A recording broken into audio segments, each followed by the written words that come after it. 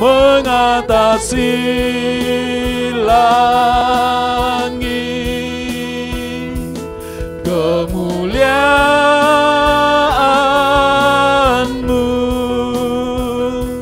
kemuliaan-Mu,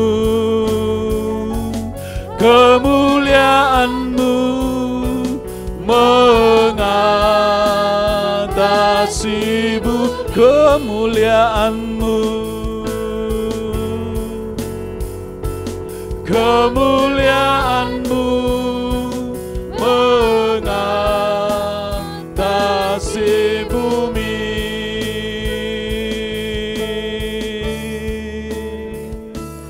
Terima kasih Tuhan, kami percaya Tuhan ada bersama dengan kami di tempat ini. Kami percaya Tuhan memberkati ibadah kami pada saat hari ini. Setiap kami yang datang pada saat ini Tuhan, boleh kami menikmati karya Tuhan dalam kehidupan kami. Terima kasih Tuhan Yesus. Terima kasih Bapa yang baik. Layakkan kami pada saat siang hari ini Tuhan Yesus, menyenangkan hati Tuhan. Ampuni segala dosa dan kesalahan kami dan pelanggaran kami Tuhan, supaya kami semua yang datang pada saat ini berlayak di hadapan Tuhan. Biarlah penyembahan dan pujian kami berkenan di hadapan Tuhan, dan bahkan itu menyenangkan hati Tuhan. Terpujilah Engkau Allah kami, di dalam nama Tuhan Yesus Kristus. Haleluya. Amin. Haleluya. Haleluya. Puji Tuhan. Haleluya. Mari kita bernyanyi untuk Tuhan, memuji Tuhan dengan sukacita. Haleluya. Katakan muliakan Tuhan, muliakan Tuhan. Haleluya. Hosana, hosana bagi Tuhan kita. Amin. Haleluya. Haleluya.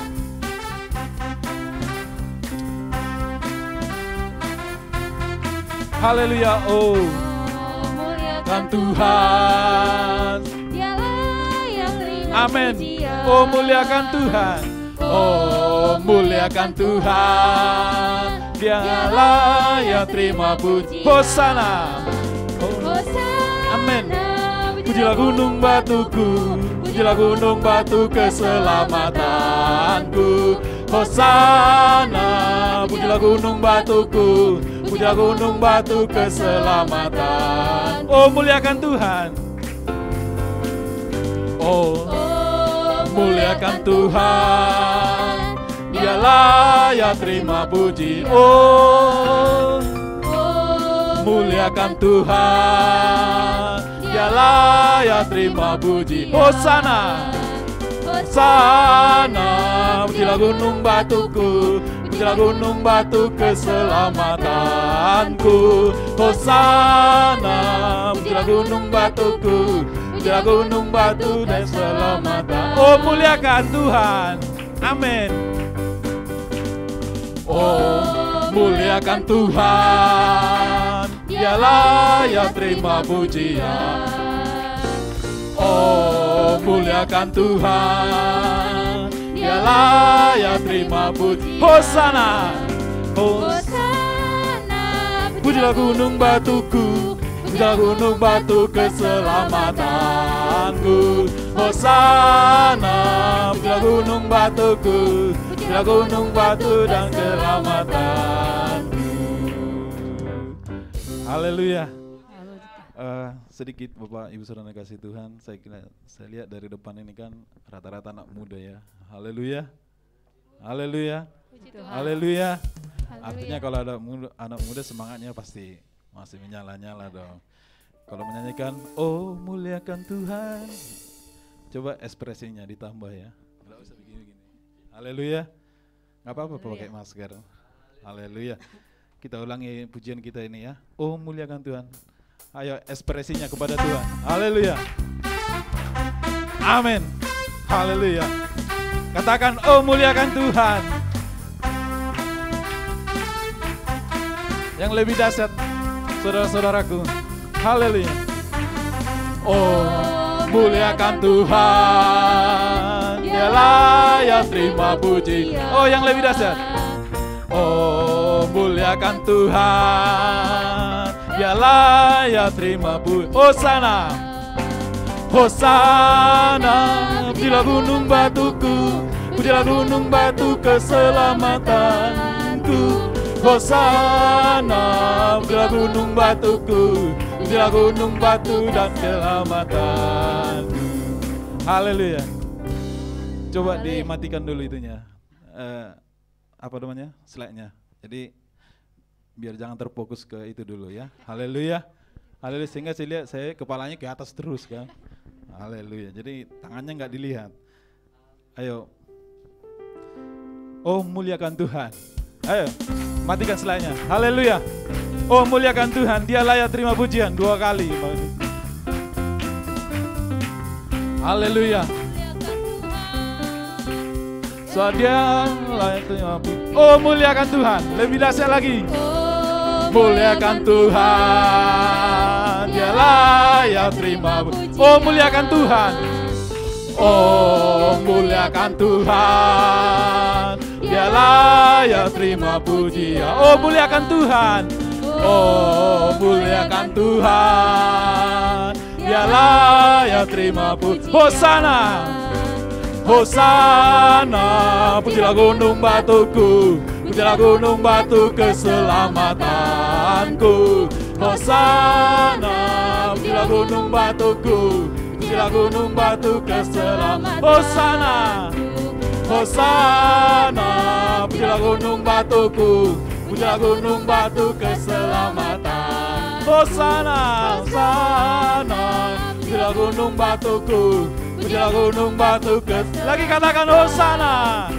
Hosana, pujilah gunung batuku, pujilah gunung batu keselamatan. Hosana, Hosana, pujilah gunung batuku, pujilah gunung batu keselamatanku. Haleluya, beri kemuliaan untuk Tuhan kita. Kita tetap masih berdiri, kita naikkan pujian, tak pernah ragu akan kesetiaan Tuhan. Haleluya. Biarlah dari kemuliaan sampai kemuliaan hanya bagi Tuhan Allah kita.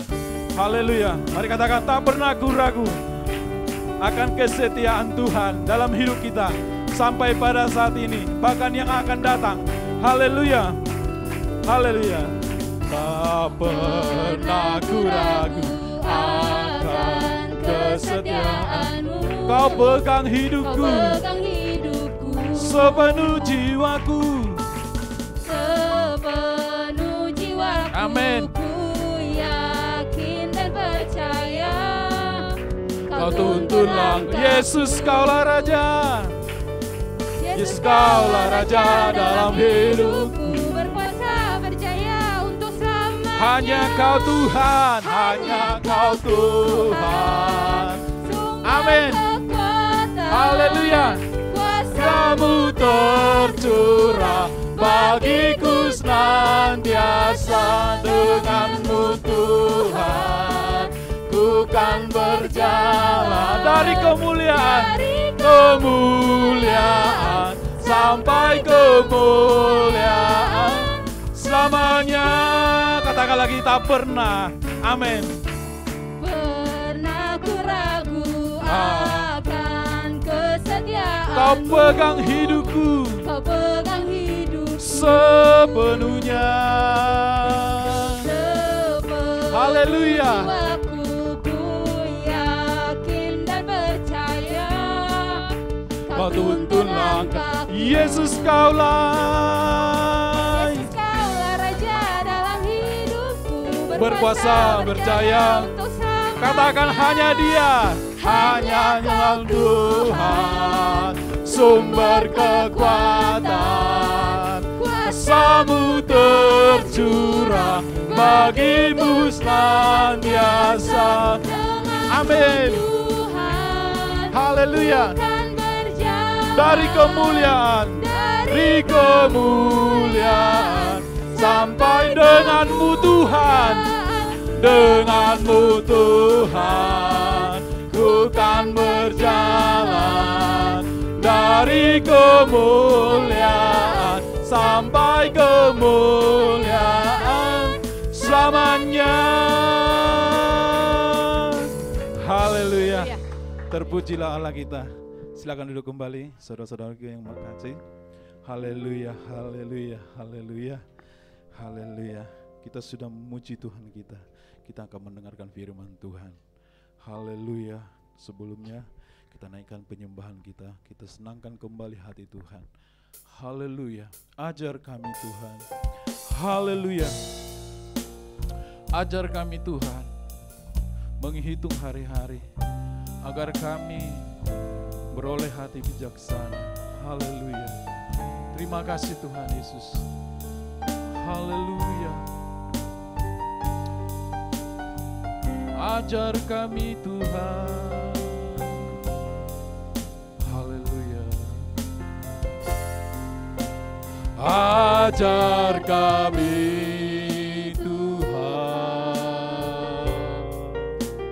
menghitung hari-hari agar kami beroleh hati bijaksana.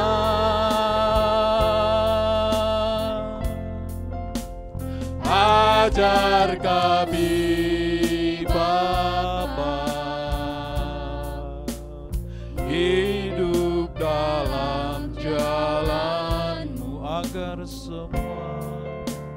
agar semua rencana-Mu digenapi. Mulialah nama-Mu, mulialah nama-Mu Tuhan,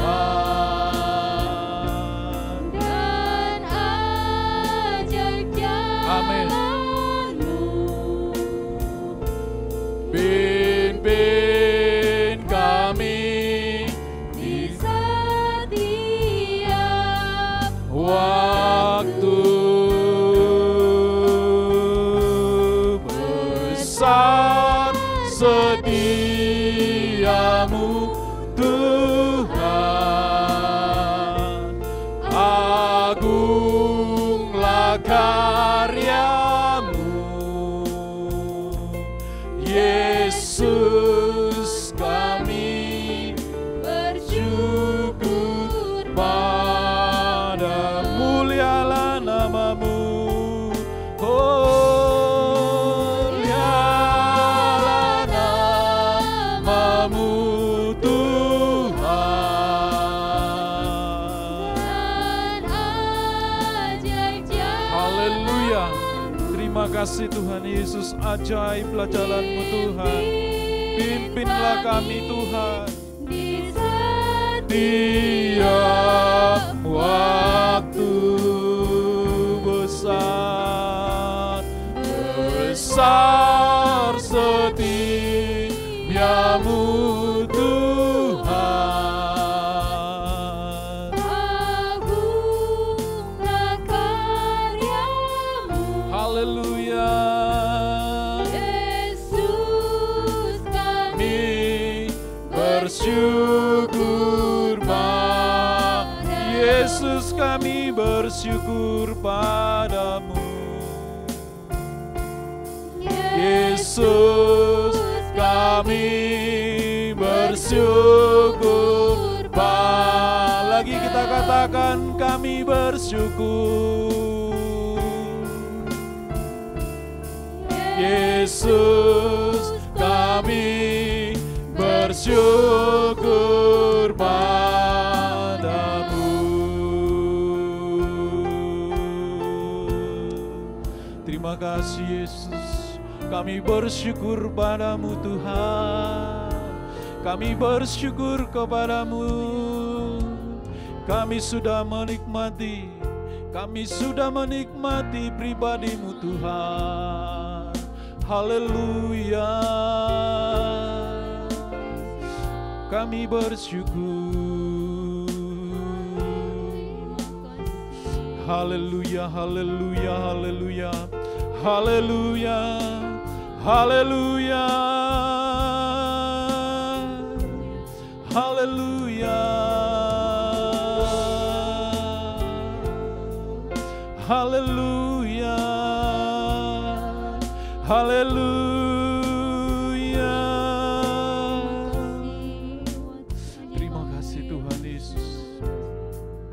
Ajaiblah yang jalan-Mu Tuhan. Ajaiblah karya-Mu bagi kami Tuhan. Ajaib jalan-Mu bagi kami Tuhan Yesus. Oh haleluya, haleluya, haleluya. Ajaiblah Engkau Tuhan. Mulialah nama-Mu, mulialah nama-Mu Yesus. Haleluya, haleluya.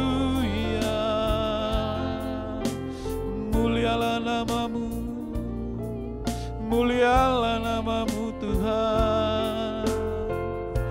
Kami mau nikmati firman-Mu, kami mau nikmati firman-Mu, kami mau menikmati firman-Mu.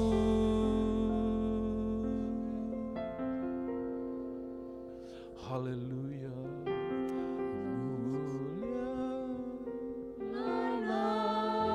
Namamu Tuhan, Ajaiblah. dan ajaib jalan. Amin.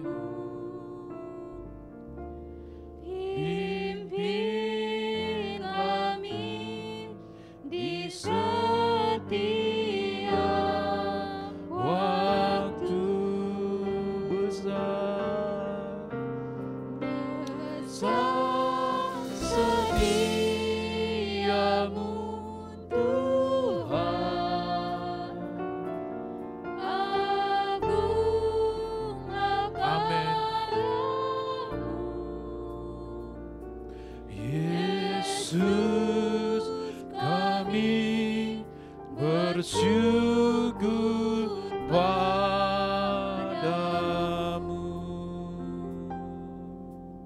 Yesus, kami bersyukur kepadamu buat waktu yang Tuhan beri bagi kami. Kami akan kembali mendengarkan firman-Mu pada saat ini Tuhan. Hamba-Mu yang sudah Tuhan persiapkan, urapi Tuhan hamba-Mu lebih lagi Tuhan Yesus. Demikian juga bagi kami yang mendengarkan firman-Mu Tuhan. Berkati juga kami Bapa, berikan kami hikmat daripada Tuhan, sehingga kami memperoleh pengetahuan dari firman-Mu Tuhan Yesus. Apa yang harus kami lakukan, apa yang harus kami perbuat. Dan bahkan Tuhan, pada saat siang hari ini kami mendapatkan mujizat dari Tuhan. Di dalam nama Tuhan Yesus Kristus kami mau mendengarkan firman-Mu. Haleluya. Amin. Saya serahkan kepada Bapak Gembala.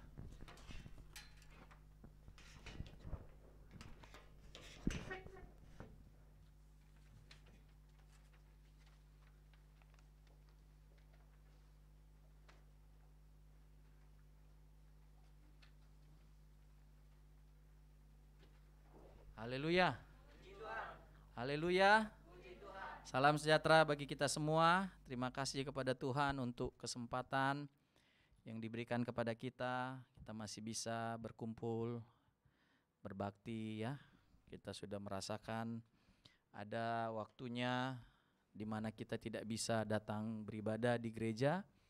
Tapi kalau hari ini kita masih diberi kesempatan, kita bersyukur dan kita pakai itu sebaik mungkin, karena kita tidak tahu apa yang akan terjadi di depan, apakah masih ada lagi kesempatan atau kemudian menjadi tidak ada lagi kesempatan. Tapi yang kita tahu adalah selagi masih ada diberikan kesempatan, kita pakai sebaik mungkin. Haleluya, Bapak Ibu sekalian. Hari ini saya akan menyampaikan firman Tuhan dengan tema perkawinan di Kana. Yohanes pasal 2, Injil Yohanes pasal 2 ayat yang pertama sampai ayat yang kelima. Injil Yohanes 2 ayat yang pertama sampai ayat yang kelima. Kalau kita sudah dapatkan, mari kita akan baca bergantian. Saya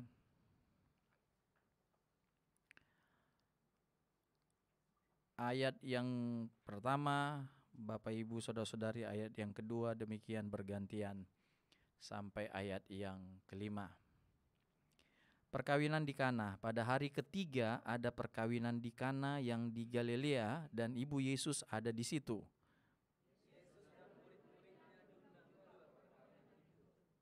Ketika mereka kekurangan anggur, ibu Yesus berkata kepadanya, mereka kehabisan anggur.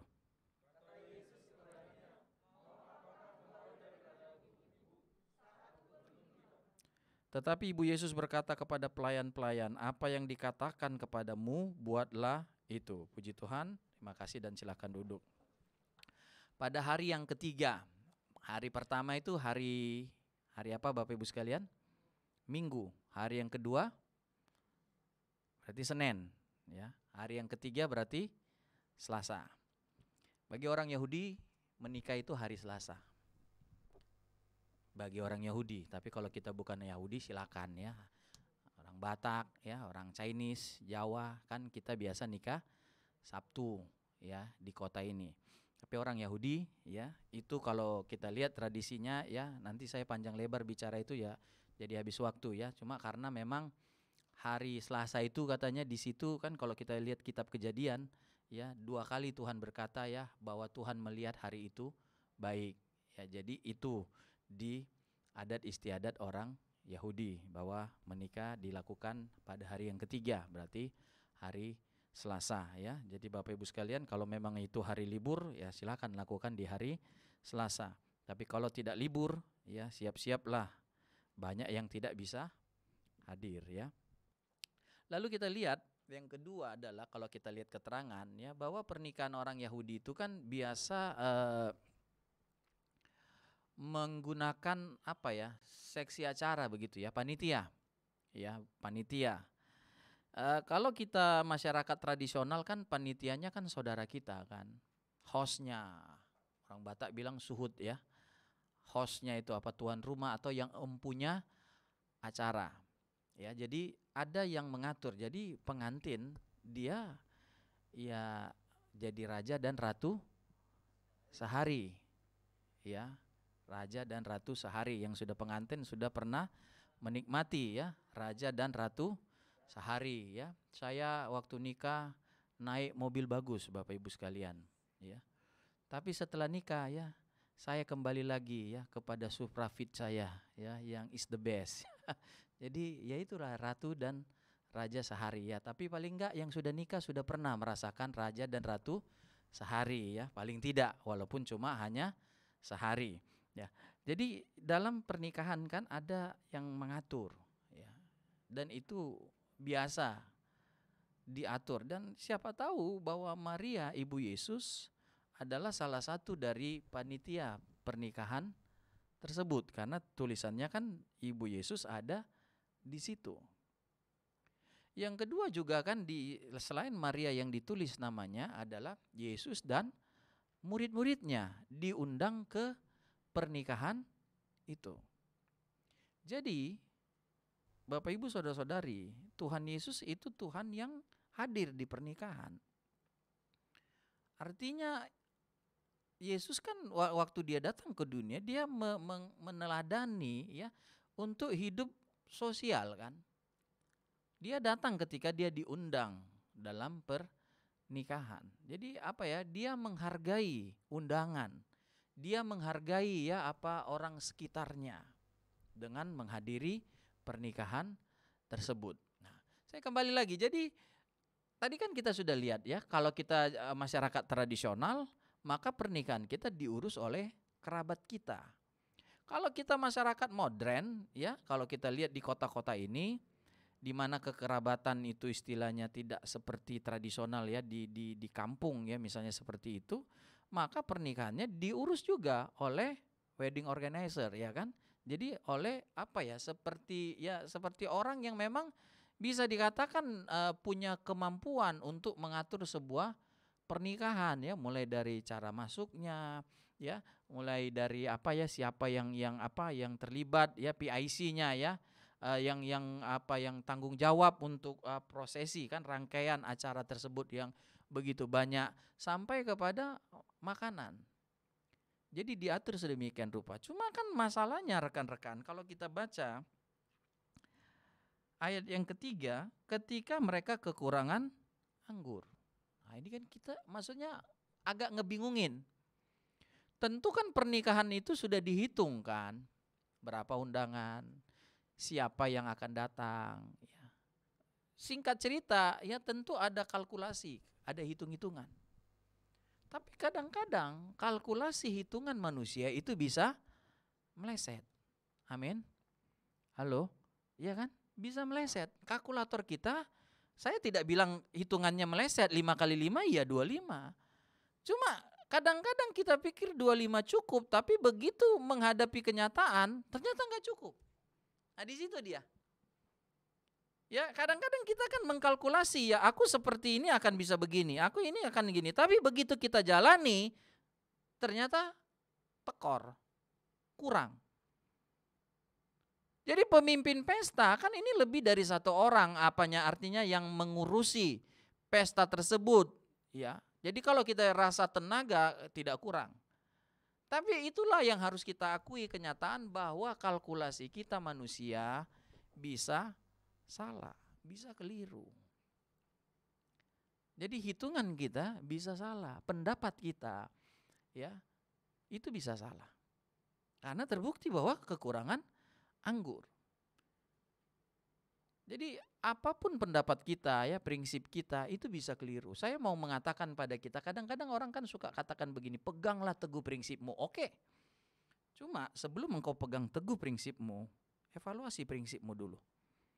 Jangan-jangan prinsipmu salah. Benar nggak rekan-rekan? Nanti kalau kita sudah evaluasi, baru kita pegang teguh.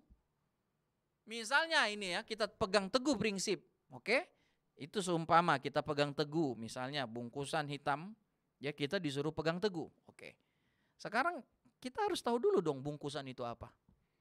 Kalau isinya hanyalah daun-daunan yang tidak berharga, ngapain kita pegang teguh? Cilokonya lagi adalah isinya adalah binatang yang mati. Kita pegang teguh jadi penyakit kan, bau, penyakit.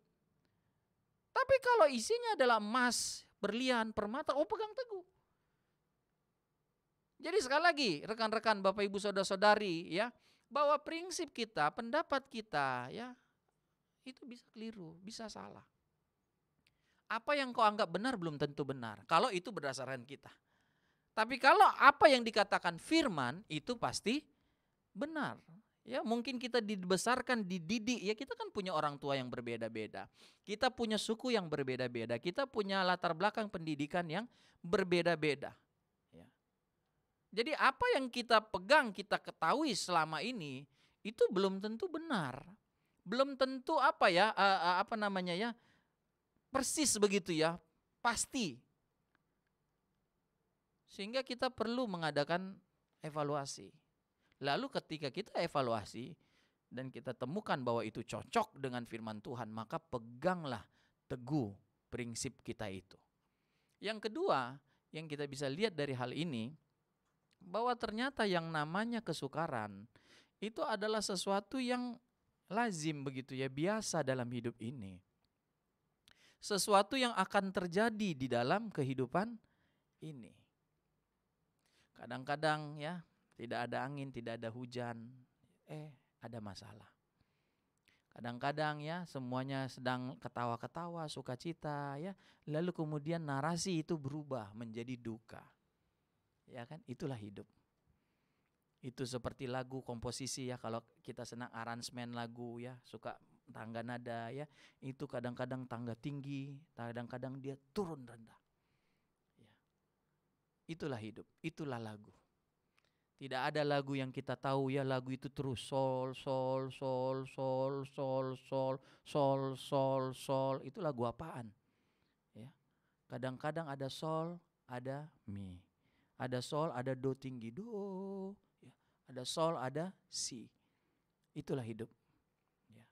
Ada itu makanan bilang, karena hidup never flat katanya kan. Enggak pernah rata. Itulah hidup. Siapapun kita ya, kita mau nikah, mau tidak nikah ya, mau kita muda, mau kita tua, hidup tidak pernah rata. Ada waktu kita di atas, ada waktu kita di bawah. Ada waktu ya hidup ini seperti muda, ada waktu hidup ini seperti sukar. Jadi terimalah, itulah kenyataan hidup. Ada kekurangan, ada persoalan, ada kesukaran.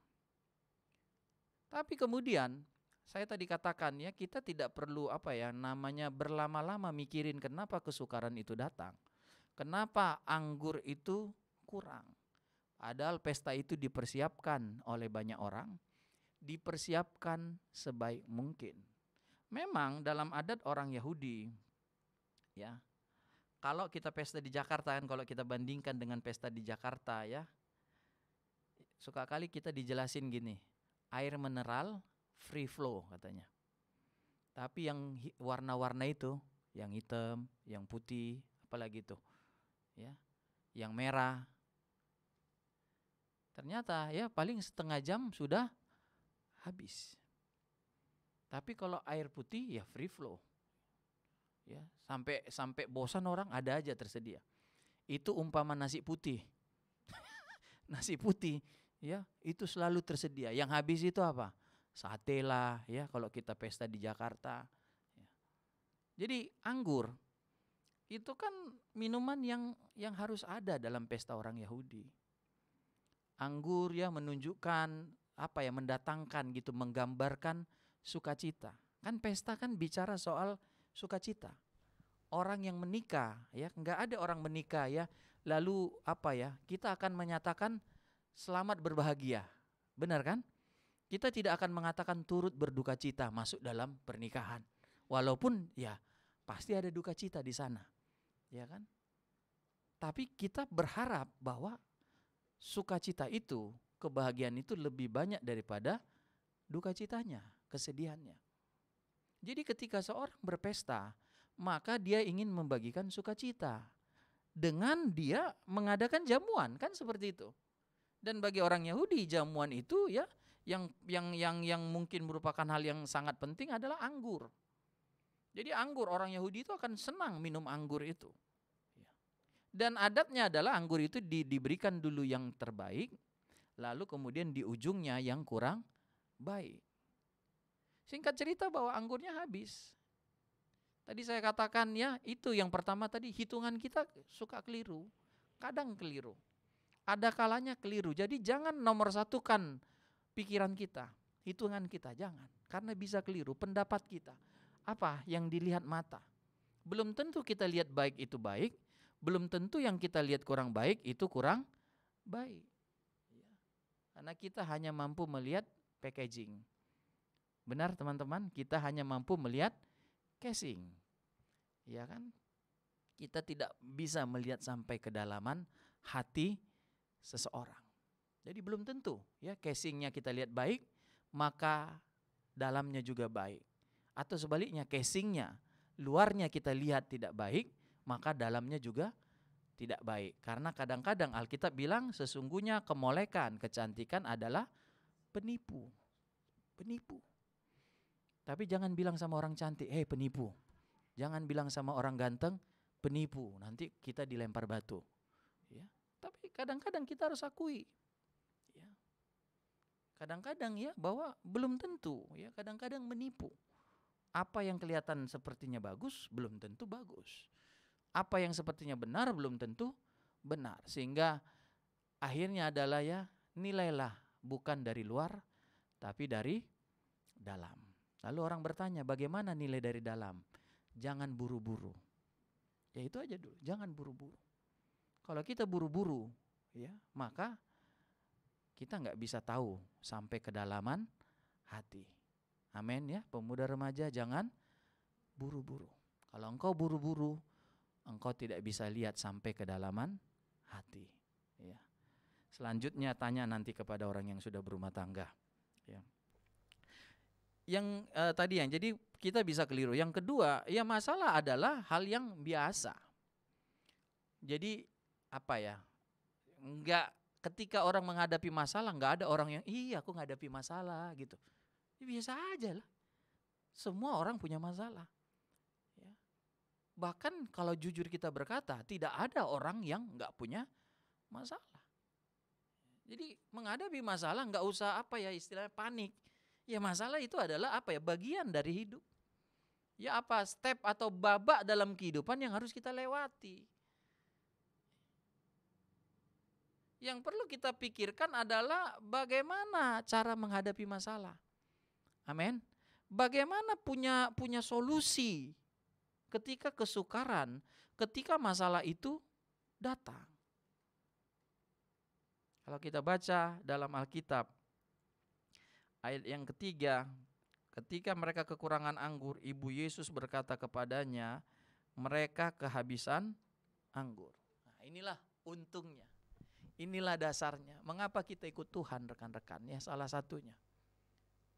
Karena Tuhan kita itu bukan berjanji bahwa tidak ada masalah, tapi Dia berjanji menyertai kita dalam segala keadaan. Waktu engkau senang, ada Tuhan menyertai engkau. Waktu engkau susah, Tuhannya juga ada di situ. Kadang-kadang ya, ada orang ya hanya mau menyertai kita kalau keinginannya terpenuhi. Ada istilah apa? Ada uang abang disayang, tidak ada uang abang ditendang. Ya. Ini kan tidak selalu kepada hubungan suami istri atau perempuan laki-laki. Kadang-kadang berteman. Ya, ada uang dicari, enggak ada uang ditinggal. Ya kan? Jadi rekan-rekan, inilah dunia, inilah memang manusia kan. Tapi Tuhan kita, ya, Yesus hadir di situ. Jadi menghadapi masalah kita mesti tahu dulu, percaya dulu bahwa Tuhan Yesus ada bersama kita. Memang rekan-rekannya kita enggak seperti perkawinan di Kana ini lagi, Tuhan Yesus datanglah kau ya Tuhan di rumahku. Ya. Lalu kita memikirkan ada sosok, ya, ada tubuh begitu ya. Yesus hadir di situ. Emang ada yang pernah di antara kita lihat Yesus? Enggak ada rekan-rekan. Tapi kita harus mempercayai bahwa Yesus hadir. Amin. Ya, bersamamu. Kalau Yesus hadir ya, keyakinan kita bahwa Yesus hadir, maka tidak ada ketakutan pada kita. Kan ada sesuatu yang menggelikan gitu ya, aneh. Kalau orang bilang Yesus bersama dia, tapi kemudian dia takut kegelapan. Dia takut ke kamar mandi jam 11 malam. Berarti di rumahnya ada Yesus, ada hantu.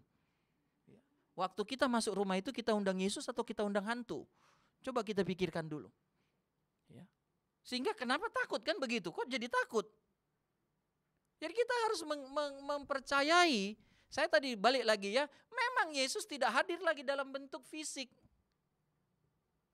Fisiknya Yesus itu kan di sorga sekarang, duduk di sebelah kanan Allah Bapa. Makanya kan Tuhan Yesus katakan, aku lewat rohku yang kudus. Jadi kita sekarang di tengah-tengah kita ada roh kudus. Itulah yang kita yakini, Bapak Ibu Saudara-saudari.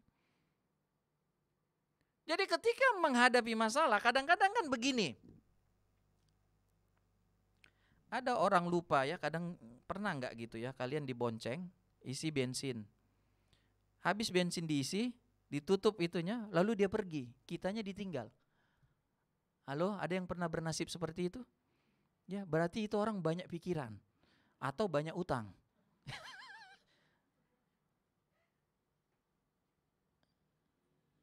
Kadang-kadang maksud saya bicara seperti ini, kadang-kadang karena apa namanya ya, karena rumitnya begitu ya, masalah, tantangan, kita lupa Yesus beserta kita. Ingat waktu murid-murid berlayar, terjadi ombak yang besar, Alkitab mencatat air karena ombak angin itu ya, lalu air kan masuk ke perahu. Karena perahu dimasukin air, maka perahu hampir tenggelam. Ditimba ya, dikeluarkan air itu, tapi tenaga kita pasti kalah dengan tenaga alam kan. Gak mungkin kalah pasti kita. Kita kan gak mungkin bisa lawan angin. Ya. Gak ada kita ya, aku kita bilang silakan angin hajar aku. Ya terbang kita. Ya. Di mana mereka sadar? Sekali lagi saya bilang, kadang-kadang mereka kan lupa Yesus ada. Tidur di buritan. Di belakang perahu itu. Kenapa paniknya? Jadi sekali lagi ketika masalah datang kita harus tenang, percaya. Walaupun memangnya tidak kita lihat Yesus dalam bentuk fisik yang kita bisa lihat, raba, sentuh, ya. Tapi lewat rohnya yang kudus, Yesus ada bersama dengan kita. Ini dia. Jadi jangan sampai kesulitan kita, kesukaran kita, itu kemudian menutup mata kita dari melihat, meyakini, menyadari bahwa Yesus ada bersama-sama dengan kita. Karena penyertaan Yesus inilah dalam kehidupan kita ini yang merupakan solusi bagi setiap persoalan kita. Kalau kita ke Kejadian, mari kita Kejadian 39, Kejadian 39, Kejadian pasalnya yang ke-39.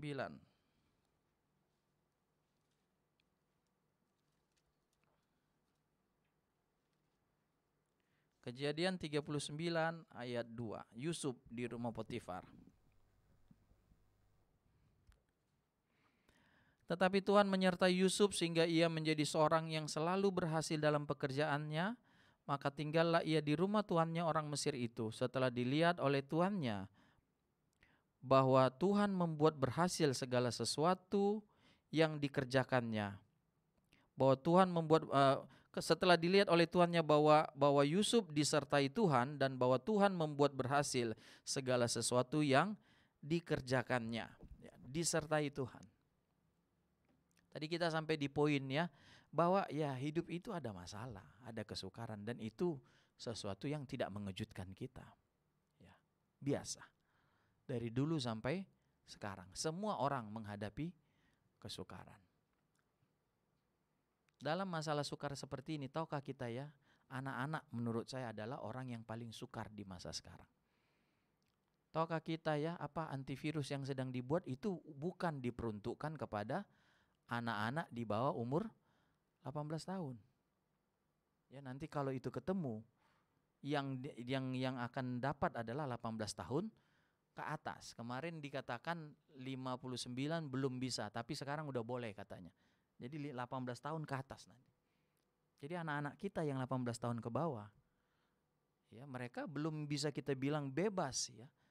Di tahun depan masih diteliti lagi virus untuk 18 tahun, antivirus ya, vaksin untuk anak 18 tahun ke bawah. Jadi rekan-rekan, ya tadi saya katakan ya semua orang ya, dari anak-anak sampai orang tua. Orang tua ya ketakutan karena dikatakan ya yang paling rentan umur lanjut. Apalagi ada penyakit pernafasannya. Jadi rekan-rekan, sekali lagi ya, sekalipun mungkin kayak apa ya, jangan kita merasa kadang-kadang gini, kan orang merasa bahwa dirinya lah yang paling punya masalah yang besar. Semua ya kadang-kadang kita nggak tahu aja masalah orang. Makanya kadang-kadang dikatakan kepada kita kalau mau bersyukur, jangan lihat ke atas, lihat ke bawah. Engkau mungkin bersungut-sungut gajimu kecil, lihat lagi orang yang bergaji lebih kecil, dan engkau akan dengan sukacita mentraktir dia minum kopi. Ya kan? Masa gajinya lebih kecil kita berani lagi minta traktir? Ya. Kita akan menjadi bos bagi dia kan. Dah, minumlah kawan. Kita punya utang, lihatlah orang yang lebih berhutang. Ya. Ya kan? Maksudnya kita akan bersyukur. Bukan kita mensyukuri orang itu utangnya lebih banyak dari kita, bukan. Tapi maksudnya iya ya, semua itu punya masalah kok. Semua orang punya, kadang-kadang orang kita rasa bahagia, ya bahagia dia. Saya pernah cerita kan, ya, orang sudah operasi jantung, punya perusahaan. Dari rumah sakit dia kelas VIP ya, 1 orang dia di kamar itu. Dia lihat orange, pasukan orange. Ya, mungkin pasukan orange lihat dia. Pasukan orange lihat dia apa? Enak kali ya bapak itu, ya orang kaya, dirawat di ruang VIP. Bapak itu lihat pasukan orange, bersyukur. Kenapa? Menurut dokter hidupnya nggak lama lagi. Dia bilang gitu, enak kali orang itu ya, pasukan orange itu. Ya. Dia hidupnya masih lama, dia bisa ini, dia sementara saya. Diperkirakan tidak panjang lagi umur. Lalu dia berkata gini, coba aku seperti dia. Sementara orang di luar itu bilang apa? coba aku seperti bapak itu. Jadi kita nggak tahu. Kadang-kadang kita pikir coba aku seperti dia. Nanti orang akan bilang coba aku seperti kau ya. Kita kan nggak tahu posisi dia itu kita lihat enak. Tapi ketika orang itu yang menjalani itu, dia tahu kan posisi dia. Apa masalah, apa kesukarannya. Jadi rekan-rekan ya, mari kita hadapi masalah kita masing-masing. Kesukaran kita masing-masing. Dengan mempercayai bahwa ada Tuhan yang menyertai kita. Itu aja. Tuhan menyertai kita. Yusuf, kita kembali lagi kepada ayat Alkitab ini. Kalau kita pikirkan ya, Yusuf sudah hidup benar, ya. Kerja di rumah, ya, itu sangat baik.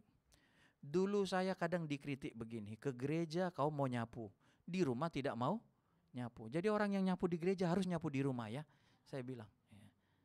Ya. Di rumah dulu disapu, baru gereja disapu. Ya. Jadi mesti itu. Saya kadang-kadang mikir, ya betul juga kritik mama saya, orang tua saya. Ya. Di gereja rajin, di rumah nggak mau bantu orang tua. Ini kan bertolak belakang. Kalau kita rajin di rumah, ya kita rajin di gereja. Kalau kita rajin ya melayani di gereja, kita pun harus rajin melayani di rumah. Jadi kita balik ya, Yusuf baik melayani di rumah, apa yang disuruh oleh ayahnya Yakub ya dilakukan dengan baik. Akhirnya ya kan ada prestasinya dan dia menjadi disayang. Nah, masalah kan muncul. Saudara-saudaranya iri sama dia. Iri, rekan-rekan, tidak kenal saudara. Sama seperti uang gak kenal saudara. Kita yang harus kenal saudara dan harus kenal uang. Paham maksud saya? Jangan sampai karena uang kau kehilangan saudara. Jangan ya uang, kepentingan itu merusak persaudaraan kita. Jangan. Merusak hubungan pertemanan. Jangan. Jadi iri hati. Kita yang harus kuasai. Iri hati itu gak kenal saudara. Saudara-saudara Yusuf iri sama Yusuf. Singkat cerita kan, ini cerita sekolah minggu. Yusuf dijual. Memang skenario awal Yusuf mau dibunuh. Tapi itulah intervensi Tuhan. Ya, apa itu orang bilang providensia Tuhan, pemeliharaan Tuhan atas umatnya. Nggak boleh dibunuh Yusuf ini. Itu apa? Pemeliharaan Tuhan. Ini yang mesti kita percaya. Ya, walaupun seperti apa ya terjadi hukum negara dan lain sebagainya, kita percaya masih ada ya intervensi Tuhan. Pemeliharaan Tuhan bagi kita anak-anak Tuhan. Akhirnya Yusuf singkat cerita dijual ya kan kepada saudagar Midian. Midian bawa dia ke Mesir di rumah Potifar. Kalau kita disertai Tuhan, apakah tidak ada masalah? Ada. Tapi apa? Kita bisa tetap menang menghadapi masalah itu. Menurut saya itu poinnya rekan-rekan. Bukan di masalah itu, tapi apa? Bisa nggak kita menang? Dan kalau kita disertai Tuhan. Dan apakah berhenti masalah Yusuf? Nggak berhenti. Sampai selesai dia hidup masalah, itu silih berganti datang pada dia. Tapi yang kita lihat juga kemenangan itu menjadi bagian Yusuf. Istri Potifar menfitnah dia. Tadi saya katakan kadang-kadang kalau kita mau buat data masalah kita. Coba kita buat data. Maka mungkin ya di urutan pertama penyebabnya adalah apa? Kesalahan kita. Kurang perhitungan lah, kurang sabar lah, ya kan? Ya kurang sabar sama cepat-cepat hampir sama ya gitu ya kan? Ya cepat mau kaya, cepat mau punya, ya kan? Belum saatnya dia beli motor, dia beli motor. Akhirnya berutang, pusing kepala, ya kan? Jadi banyak kali kan masalah itu masalahnya apa? Terjadi karena kita, kesalahan individu kita. Tapi masalah Yusuf kan beda. Walaupun sama-sama masalah, tapi beda mutunya. Yusuf punya masalah karena apa? Dia mau hidup benar. Makanya kita bilang kalau ada di antara kita yang menderita, biarlah dia menderita bukan karena dosanya, bukan karena kebodohannya. Amin rekan-rekan. Ya, kalau kita menderita, biarlah kita menderita karena mau melakukan kebenaran. Itu baru mantap. Kalau kita menderita karena kita kesalahan kita mau cepat-cepat, buru-buru, tidak bisa menguasai nafsu. Ya, orang udah punya, masa aku nggak punya? Ya kan? Orang udah pergi, masa aku nggak pergi? Gimana nanti statusku, Instagramku, ya, status Facebookku? Ya, orang udah pergi, aku pun mesti pergi, foto di situ, membuktikan aku sejajar dengan dia. Orang udah punya, orang udah ganti handphone, aku nggak ganti. Nanti gimana ya gebetanku ya, nanti nggak ngelirik aku lagi. Ya, kalau gebetan melirik hanya karena hal-hal yang lahiriah, nggak usah tinggalin dia. Nggak jadi sama dia pun bersyukur. Ya, nanti Tuhan kasih orang yang terima apa adanya. Ya, bukan ya karena ada sesuatu yang diharapkan dari hal-hal lahiriah tadi. Jadi kembali lagi kita rekan-rekan, ya, Yusuf kan beda. Cuma saya katakan ini dia kan, kalau Tuhan menyertai, ada solusi, ada penyelesaian bagi masalah kita. Yusuf dimasukkan dalam penjara, kenapa? Dia nggak mau selingkuh, dia nggak mau berzina. Jadi kan istri Potifar, istri pejabat kan, dia bisa rekayasa. Direkayasanya lah bahwa Yusuf yang mau memperkosa dia. Padahal dia yang mengajak untuk Yusuf melakukan dosa. Jadi banyak hal yang kita bisa tangkap dari cerita ini. Maksud saya begini ya, mungkin ya satu hal yang saya mau, hati-hati, jangan cepat percaya berita seseorang. Cek dan recheck. Jangan semua berita WhatsApp kau percaya. Apalagi judulnya entah berantah, entah dari mana sumbernya. Dan yang lebih lucu dari sumber pribadi lagi. Dokter di Korea lah, entah siapapun itu. Emang kita kenal dokter Korea? Dia katanya ketua dokter Korea. Mana? Ya, emang ada tanda tangan dari presiden Korea misalnya gitu. Ya, dokter di Kalideres saja kita nggak kenal. Coba sebutkan dokter Kalideres. Paling dokter Sindu, dokter Yusa. Dokternya yang banyak, begitu banyak dokter. Apalagi lah dokter Korea, boro-boro. Ya kan rekan-rekan. Lalu kita pegang, ini dokter Korea yang ngomong. Korea mana dulu ini? Tapanuli juga dibilang Korea. Ya kan? Jadi rekan-rekan, maksud saya di zaman kita sekarang hidup, jangan gampang percaya. Kadang-kadang manusia kebalik. Berita manusia dia percaya. Berita Alkitab nggak percaya. Kebalik kan. Firman Tuhan dia nggak pegang. Omongan orang dipegangnya. Walaupun belum tentu benar. Jadi ya, karena kita hidup di zaman yang ini, yang fitnah ini ya. Berita-berita yang keliru, yang salah itu yang gampang sekali ya untuk disebarluaskan, walaupun tidak dilakukan ya, tidak divalidasi dulu datanya, sudah berani disebarluaskan. Jadi itu yang dari cerita Yusuf ini, karena fitnah itu dan ternyata diterima, dipercaya oleh orang-orang pada zaman Yusuf. Akhirnya Yusuf kan dimasukkan dalam penjara karena dia mau hidup benar. Saya nggak tahu ya, apakah nanti akan terjadi masalah pada kita karena kita mau hidup beribadah. Tapi andai kata itu terjadi, siapkanlah dirimu. Haleluya. Daripada kita menghadapi masalah karena dosa kita, karena kebodohan, ya, karena kekeliruan kita. Lebih baik kita menghadapi masalah karena kita mau jadi orang benar. Yang terakhir rekan-rekannya, tadi kan di dalam Tuhan itu ada solusi bagi setiap masalah. Yang terakhir adalah bagaimana sikap kita supaya walaupun kita kan sudah di dalam Tuhan. Yang diajarkan oleh Maria kepada kita dalam Yohanes pasal Injil Yohanes tadi ya, kita balik lagi pasal 2 tadi.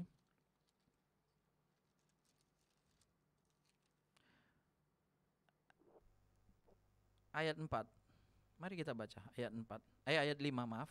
Yohanes 2 ayat 5. 1 2 3. Tetapi Ibu Yesus berkata kepada pelayan-pelayan, apa yang dikatakan kepadamu, buatlah itu.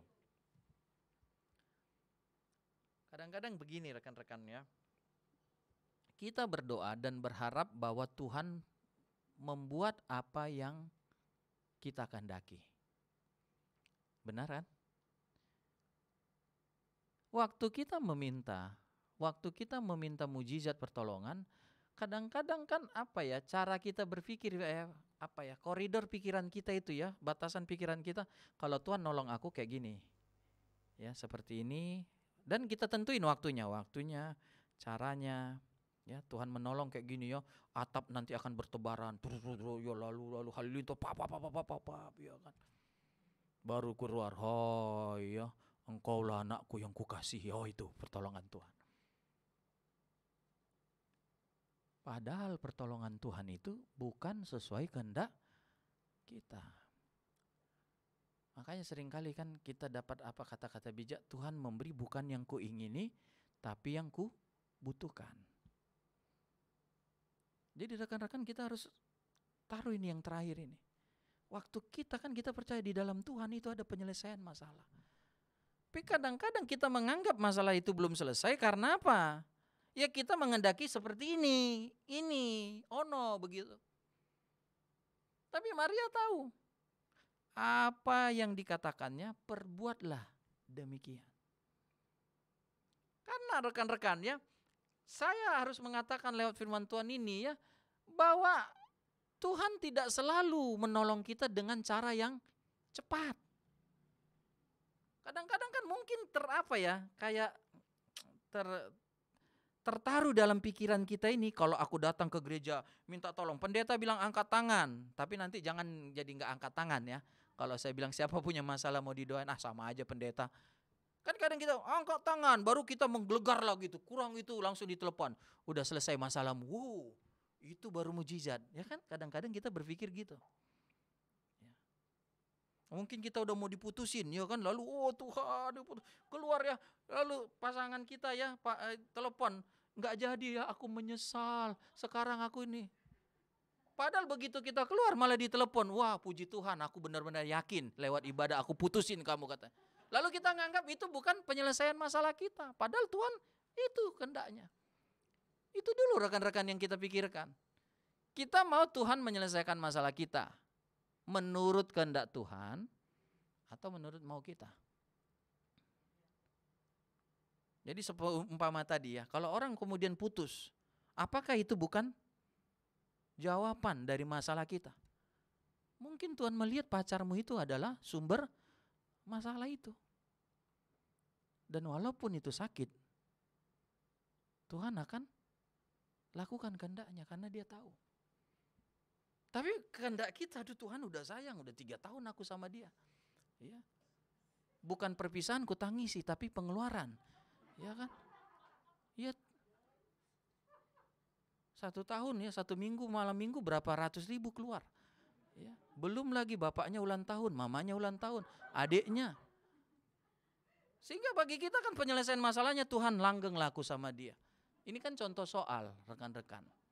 Ya.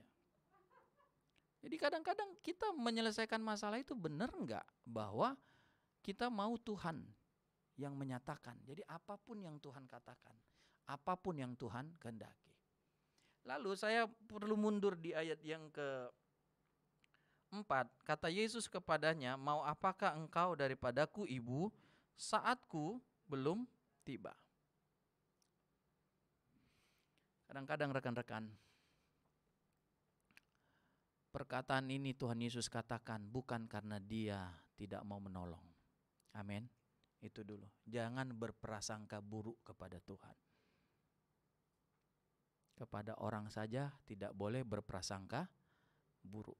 Walaupun kita harus jujur, otak kita ini kayaknya cepat berprasangka buruk.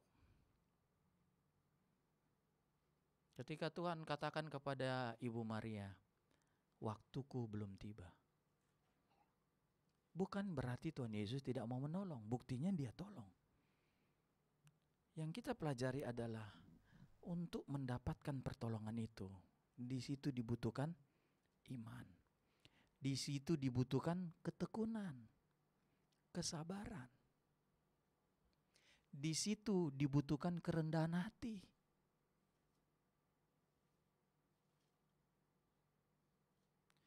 Waktu Tuhan menolong Naaman jenderal, panglima Raja Aram. seorang yang berpangkat tinggi, hebat ya. Panglima pasti punya ajudan. Panglima kalau pergi pasti rombongan. Panglima nggak pergi sendirian. Minimal ada 2 mobil pengawal, 2 depan, 2 di belakang. Kita bisa bayangkan kemegahan Naaman itu. Ya, walaupun di dalam baju militernya itu kusta. Dia bawa, ya kalau kita baca Alkitab kan, dia bawa sumbangan yang sangat besar. Sumbangannya bisa membeli ladang-ladang dan budak. Besar banget. Ya kalau kita kontekskan ke zaman kita, gede amat sumbangannya. Bisa membeli ladang-ladang dan budak-budak. Dia datang dengan begitu besar ya kemegahannya. Sampai di depan rumah Nabi Elisa. Maka ekspektasi dia kan, pertolongan itu datang, ya, nanti itu Nabi keluar, panggil nama Tuhannya, lalu tumpang tangan di atas tubuhku yang sakit. Nggak terjadi apa yang diinginkan hatinya. Biasa orang dalam sekelas Naaman, apapun yang dikendakinya itu jadi. Karena apa? Ya dia punya kuasa. Tapi kali itu ya, di luar dari ekspektasinya. Bahkan seolah-olah seperti merendahkan martabatnya. Tidak ditemui. Kalau Bapak Ibu Saudara-saudari ya ingin bertemu dengan saya, lalu kemudian saya utus Kiki, ya, Ki temuin, doain udah. Bisa jadi Bapak Ibu tersinggung. Ini gembala ya yang diminta dia suruh Kiki ketawa-ketawa lagi, ya. Kenapa Om katanya? Kenapa Tante katanya? Aku bisa doain, gembala suruh aku. Ya. Nah, ini gembala ini sedeng kali dia ini lagi ngapain? Nggak tahu dia ya kolekteku sekian. Nggak tahu dia perpuluhanku ya, nggak pernah telat. Ya. Nggak tahu dia ya keyboard itu setengah dari aku. Ya kan? Bisa tersinggung. Naaman disuruh rendahkan hatimu. Lalu suruhan itu Gehazi bilang, Pak, tadi Nabi pesan, mandi. Celupkan dirimu 7 kali di sungai Yordan. Sungai Yordan lagi. Kok nggak disuruhnya di kolam renang ya, apa sana ya, hotel mulia. Jenderal loh. Jangankan kolam renang, hotelnya sekalian dia beli. Jenderal. Kok suruh ya? Di kolam Citra lah katanya. Kok nggak di kolam hotel mulia? Ya kan? Di kolam Citra itu kok. Itu pun kolam anak-anak itu aja katanya. Ini orang anggap rendah saya ya katanya. Coba bayangkan rekan-rekan. Kalau kita yang jadi Naaman tersinggung nggak? Ngamuk nggak? Oh nggak tahu dia ku tarik sumbanganku ya. Tapi Naaman pegawai-pegawainya bilang, Pak, kadang-kadang ini menjadi ini saya ya. Ya yang disuruh Tuhan itu gampang kok, kita rendahkan aja lah hati kita. Gak usah dibikin susah. Yang dibuat kan disuruh gampang Pak. Celupkan aja badanmu 7 kali. Sembuh sudah Pak. Itu aja kan pegawai-pegawainya bilang. Makanya itu kan banyak pesan moral yang kita bisa tangkap. Punyalah lingkunganmu orang-orang yang bisa mendukung engkau maju. Amin. Mendukung engkau rendah hati. Ya kalau engkau lihat lingkungan sombong gak usah berteman. Ntar kau jadi sombong rekan-rekan. Ya, punyalah orang-orang yang punya ini ya, yang bisa mendukung kita ya, mendukung kita ibadah. Kalau ketemu orang yang kayak apa mendukung kita meninggalkan ibadah, tinggalinlah pertemanan kayak gitu. Kayak nggak ada harga bagi dia ibadah itu. Dan hari ibadah nggak apa-apa, kita Sabtu depan, Minggu depan, Jumat depan masih ada ibadah. Tapi bagi orang kita nggak ibadah loh, ya jangan, kita ganti aja waktunya. Masa ibadah yang mau diganti waktunya? Kan? Benar kan rekannya, karena kesibukan si ini, ibadah kita ganti katanya, itu apaan? Besok siapa lagi yang sibuk, diganti lagi jam ibadahnya. Jadi saya mau kembali lagi rekan-rekan, kalau kita menunggu pertolongan Tuhan itu memang nggak gampang. Artinya apa ya? Hari ini kita ngomong ya udah, besok langsung dapat. Bisa terjadi kalau kehendak Tuhan. Tapi kalau yang kita dapatkan adalah seperti perkawinan di Kana ini. Yesus berkata, entah mana, waktuku belum tiba. Jangan ganggu. Masih berani nggak kita percaya? Masih berani nggak kita datang sama Tuhan? Tuhan, aku butuh pertolonganmu. Walaupun kau bilang belum waktunya. Walaupun kau bilang jangan ganggu. Tapi aku butuh ini Tuhan. Ada nggak kerendahan hati kita? Ketekunan, kesabaran kita. Kadang-kadang rekan-rekan ada orang ya kan, doanya, masalahnya belum dijawab Tuhan dengan mujizat, marah-marah sama Tuhan. Tinggalkan ibadah, tinggalkan pelayanan. Tapi maka kita dengan kesungguhan, ketekunan hati kita, masa iya Tuhan gak tolong? Masa iya Tuhan tega? Haleluya rekan-rekannya, masa iya Tuhan tega sama kita? Masa iya Tuhan tidak mau berkati kita? Masa iya Tuhan gak mau cukupkan kebutuhan kita? Kan gak mungkin. Tapi kalau memang untuk mendapatkan itu, ada proses, ada waktu yang harus kita lewati. Setialah, tekunlah, haleluya. Saya percaya, masa iya Tuhan gak berkati kalian? Tuhan gak berkati kalian rekan-rekan, gak mungkin. Tapi untuk menunggu berkat itu ada proses, ada waktu. Kau butuh setia. Haleluya, setialah, kuatkan dirimu, tekun, sabar. Kita hidup di tengah orang yang kita nggak diajarin sabar gitu, ya kan? Begitu lampu hijau, ya kan? Bong, langsung kan, kayak anak panah itu, ya. Kalau mau lihat anak panah ya lihat ke Cengkareng lah, ya begitu lampu, bong, ya kan? Anak panah ya, pertama baru mobil terakhir. Ya. Nggak, semua serba cepat. Ya, soal tepatnya belum tentu. Pokoknya cepat dulu. Sehingga kadang-kadang dalam bertuhan ini pun ya apa ya kayak terikut gitu. Cepat ya Tuhan. Kalau enggak ya kita ancam lagi. Ya, kayak di kantor kita diancam bos. Kalau enggak dapat bonus. Ya, kalau enggak ku pecat kau. Akhirnya kita gitu juga sama Tuhan. Kalau enggak ku pecat kau Tuhan. Lalu Tuhan nanya, yang ku pecat siapa? Kau atau aku? Ya. Kenapa ya? Kayak kita terikut budaya di dunia ini. Tapi kalau kita mau setia ya, apapun terjadi, ya, apapun yang dikatakannya. Saya akhiri dengan ini. Solusi bagi setiap persoalan kita ada di dalam ketaatan kita pada firman. Tahukah kata yang disuruh Tuhan? Yang diminta apa? Halo, yang diminta apa? Anggur. Yang diminta anggur kan? Yang disuruh apa? Isilah tempayan. Tempayan kan di orang Yahudi pesta pernikahan. Di rumah orang Yahudi ada tempayan untuk air membasuh kaki orang yang masuk ke rumah. Itu adat orang Yahudi. Kalau adat kita kan susah ngomong, ya. Air putih pun kadang nggak dikasih. Kayak nggak ada adat kan gitu ya kan, orang datang ini SOP-nya apa gitu loh, ya kan. Kalau orang Yahudi adat itu datang orang kakinya dibasuh, ya kasih minyak, ya minyakin ininya, ya kasih lap begitu ya. Kalau kita kadang nggak ada SOP-nya, ya adatnya itu apa? Datang orang ya, itu adat orang Yahudi. Jadi tempayan itu Tuhan bilang isi dengan air. Kalau dia mikir yang dibutuhin anggur, yang disuruh air. Ini apaan ini? Tapi itu kan udah dikunci tadi. Apa yang dikatakannya, lakukanlah. Haleluya rekan-rekan. Apa yang difirmankan Tuhan lakukan. Jangan kayak bertabrakan. Mau minta mujizat, berkat, tapi firman gak dilakukan. Itu kan tabrakan. Kita mesti satu jalan. Kita minta mujizat, pertolongan. Apa yang dikatakannya, lakukan. Buatlah. Yang kedua kan gini.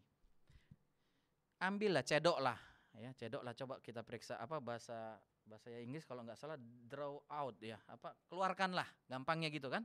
Keluarkan air itu, yang tadi kan diisi tempayan dengan air. Kurang lebih kan kalau kita cari itu buyung di bahasa Inggris kita dapat itu ukurannya itu kan 80 sampai 120 liter. Besar dong, 2-3 buyung. 80 sampai 120 liter. Gede ya kan? Jadi keluarkanlah air yang kau isi tadi, bawalah ke pemimpin pesta. Jadi rekan-rekan, kalau dia mikir rasional, ini air, bukan anggur. Jadiin dulu anggur baru kubawa, misalnya gitu. Sama dengan orang lumpuh. Orang lumpuh kan kalau disembuhkan Tuhan Yesus bilang apa? Berjalanlah, angkat kasurmu, tilammu ya, berjalan. Kalau orang lumpuhnya bilang begini, Tuhan sembuhin dulu aku jalan, aku angkat kasur. Gak bakal sembuh rekan-rekan. Taat dulu baru datang mujizat. Sekali lagi saya mau katakan ya, jangan pernah berpikir ya kalau Tuhan mujizat terjadi, berkat terjadi baru aku taat. Nah, itu kebalik. Kalau dalam Tuhan taat dulu, kau lihat berkat. Haleluya. Taat dulu baru mujizat terjadi. Mujizat itu berkat nyusul. Yang pertama apa? Taat. Jadi saya mau memastikan pada kita, kalau kita semua adalah orang yang taat firman, maka berkat Tuhan, solusi bagi masalah kita itu nyusul. Jangan takut. Hadapi masalah kesukaran kita dan lihat bagaimana pertolongan Tuhan. Bagaimana Tuhan buat jalan keluar bagi kita sekalipun tidak ada jalan. Ya, kita belajar kan Sungai Yordan dibuat jadi tanah kering, nggak ada jalan, tapi Tuhan buat jalan. Jadi sepanjang ada ketaatan, saya akhiri dengan itu.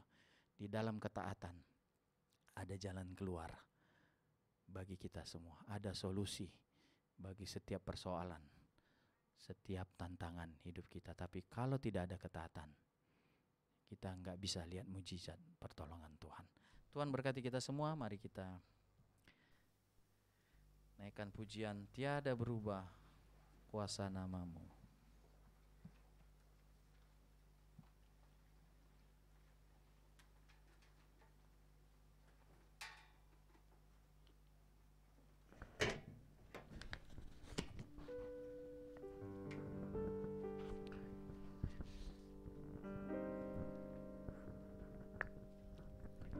Tiada berubah kuasa namamu, tiada berkesudahan kasih setiamu. Apabila Tuhan sudah berfirman, maka semuanya jadi.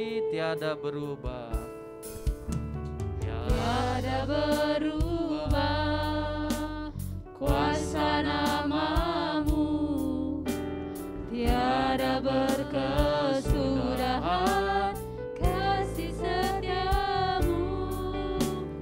Apabila Tuhan sudah berfirman, maka semuanya jadi. Selama ku menyembahmu, ku percaya ada mujizat masih terjadi. Selama kau besertaku, ku melihat ada mujizat setiap hari. Mari kita bangkit berdiri, kita nyanyikan lagi dari awal. Tiada berubah, haleluya. Tiada berubah kuasa namamu, tiada berkesudahan kasih setiamu. Apabila Tuhan sudah berfirman, maka semuanya jadi. Selama ku menyembahmu, ku percaya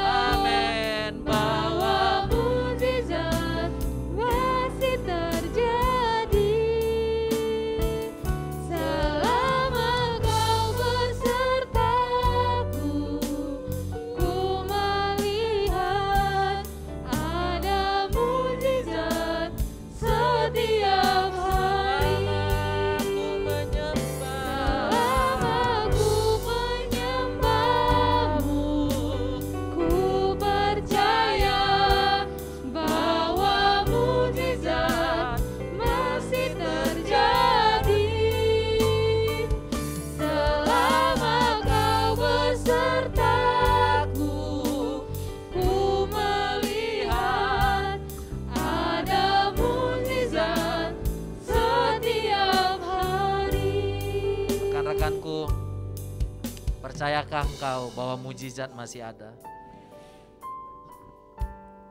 Terkadang ada orang-orang percaya, anak-anak Tuhan yang sudah tidak lagi percaya bahwa ada mujizat Tuhan. Tapi siang ini kita mendengar firman, mujizat masih ada. Dan mujizat itu terjadi dalam ketaatan kita pada firman. Saya mengajak kita, mengajak diriku menjadi pelaku-pelaku firman. Mengingat apa yang dikatakan Ibu Maria, apa yang dikatakannya, buatlah. Apa yang difirmankan Tuhan, buatlah. Maka di situ mujizat akan terjadi. Mujizat terjadi dalam pekerjaanmu, dalam usaha, dalam rumah tangga, dalam masa depanmu, rekan-rekanku, di dalam ketaatan kita. Mari belajar taat dan mujizat akan kita nikmati. Mujizat akan terjadi mendatangi kita semua, orang-orang yang taat firman Tuhan. Selama ku menyembahmu, selama ku menyembahmu, Ku percaya bahwa mujizat masih terjadi. Selama kau bersertaku, ku melihat ada mujizat setiap hari. Selama ku menyembahmu, ku percaya bahwa mujizat masih terjadi. Selama kau bersertaku, ku melihat ada mujizat setiap sekali lagi, selama ku menyembahmu, ku percaya bahwa mujizat masih terjadi. Selama kau bersertaku, ku melihat ada mujizat setiap hari. Ada mujizat setiap hari. Ada mujizat setiap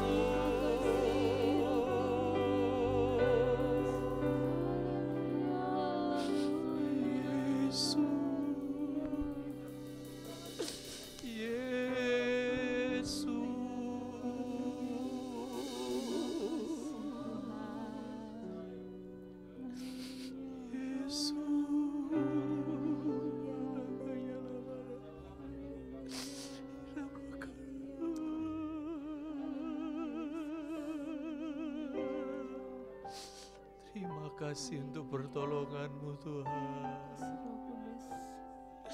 Kami mau taat firman-Mu Tuhan. Kami mau tunjukkan ketekunan, kesabaran, kerendahan hati kami dalam menanti pertolongan Tuhan bagi kami. Bukan mau kami tapi maunya Tuhan. Bukan waktu kami tapi waktunya Tuhan. Bukan cara kami tapi caranya Tuhan. Apapun yang Tuhan kehendaki, kami turut Tuhan. Kami ikut saja dengan Tuhan. Tuhan tidak mungkin salah, tidak akan terlambat dalam menolong kami. Mujizat akan datang tepat pada waktunya. Kami tidak akan dipermalukan, kami tidak akan dibiarkan, tidak akan ditinggalkan, tidak dibiarkan kekurangan. Tuhan pasti menolong kepada kami. Terima kasih Tuhan. Haleluya. Mungkin ada di antara kita sedang menghadapi kesukaran ataupun kekurangan. Maukah engkau percaya? Maukah engkau lakukan apa yang difirmankan Tuhan? Sehingga mujizat datang kepada kita semua. Terima kasih Roh. Siapa yang perlu didoakan, angkatlah tanganmu. Dan saya akan berdoa untuk Bapak Ibu yang mengangkat tangannya. Haleluya. Selama Aku menyembahmu, ku percaya bahwa mujizat masih terjadi. Selama kau besertaku, ku melihat ada mujizat setiap hari. lagi sekali, selama Selama ku menyembahmu, ku percaya bahwa mujizat masih terjadi. Selama kau besertaku, ku melihat ada mujizat setiap hari. Tuhan Yesus yang baik, terima kasih untuk jalan keluar yang kau berikan. Terima kasih untuk firman yang kau berikan. Ada kekurangan, ada kesukaran, tapi ada jalan keluar. Ada pertolongan, ada mujizat bagi kami dalam ketaatan kepada firman Tuhan. Engkau melihat seberapa banyak kami yang mengangkat tangan, memohon pertolongan, memohon mujizat Tuhan. Tolonglah kami Tuhan. Kami tidak mampu tanpa pertolongan Tuhan. Engkau tahu kekurangan yang sedang kami hadapi. Engkau tahu kesukaran yang sedang kami hadapi. Dan kami berdoa dalam nama Yesus. Ada berkat Tuhan. Ada jalan keluar. Ada kesembuhan.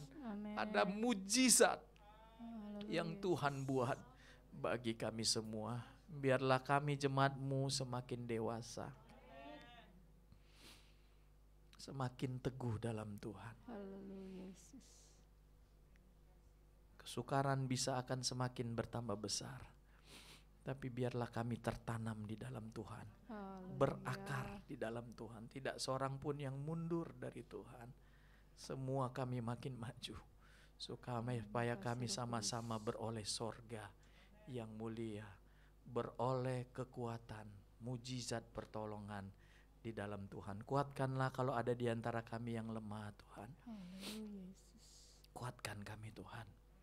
Dan nyatakanlah pertolongan-Mu bagi kami semua. Sepanjang minggu yang kami akan lewati, Tuhan beri kami kemampuan. Berkat Tuhan atas mata pencarian jemaat-Mu. Biarlah mereka melihat bagaimana Tuhan memberkati, mencukupkan, membuat yang tidak ada menjadi ada, tidak mungkin menjadi mungkin di dalam Tuhan. Terima kasih Tuhan Yesus, berkati rumah tangga kami, berkati pemuda remaja-Mu, berkati masa depan mereka semua, berkati anak-anak kami, pertumbuhan mereka, pendidikan mereka, masa depan mereka kami serahkan ke dalam tangan-Mu Tuhan. 1 minggu ke depan Tuhan sertai umat-Mu, berjalan di dalam iman kepada iman, dalam kemuliaan kepada kemuliaan Tuhan. Belalah mereka semua dan berkatilah, lindungilah kami semua Tuhan. Biarlah kami sehat terus Tuhan, untuk tetap kami bisa beribadah kepada Tuhan kami. Berkati perjalanan kami pulang, tibakan dengan selamat di tempat kami masing-masing. Akhirnya Bapak Ibu Saudara-saudariku, dengan imanmu tadahkanlah tanganmu, terimalah berkat Tuhan. Tuhan memberkati dan melindungi engkau. Tuhan menyinari engkau dengan wajah-Nya dan memberikan kepadamu kasih karunia. Tuhan menghadapkan wajahnya kepadamu dan memberikan engkau damai sejahtera dan berkat-berkat yang berasal daripada Allah Bapa, cinta kasih daripada Allah Anak, persekutuan yang daripada Allah Roh Kudus, kiranya datang dan menyertai kita mulai sekarang bahkan sampai selama-lamanya. Berkat-berkat ini kita terima di dalam nama Tuhan Yesus Kristus, dan semua kita yang percaya sama-sama kita berkata amin. Puji Tuhan. Ibadah kita telah selesai dan mari kita memberi bagi Tuhan. Kiranya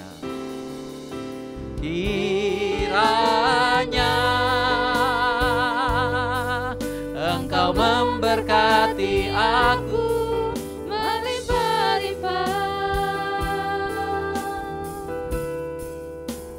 dan memperluas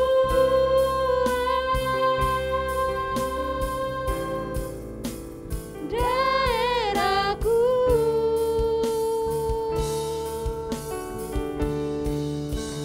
dan kiranya tanganmu menyertai aku dan melindungi aku daripada malapetaka, sehingga kesakitan tidak menimpa aku. Mendengarkan dan menjawab doaku. Haleluya.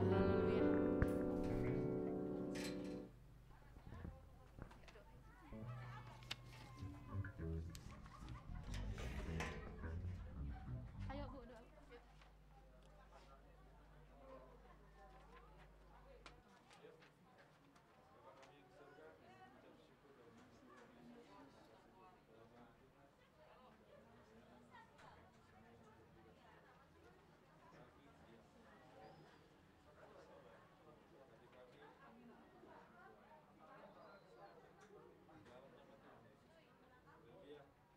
Amin. Terima kasih rekan-rekan.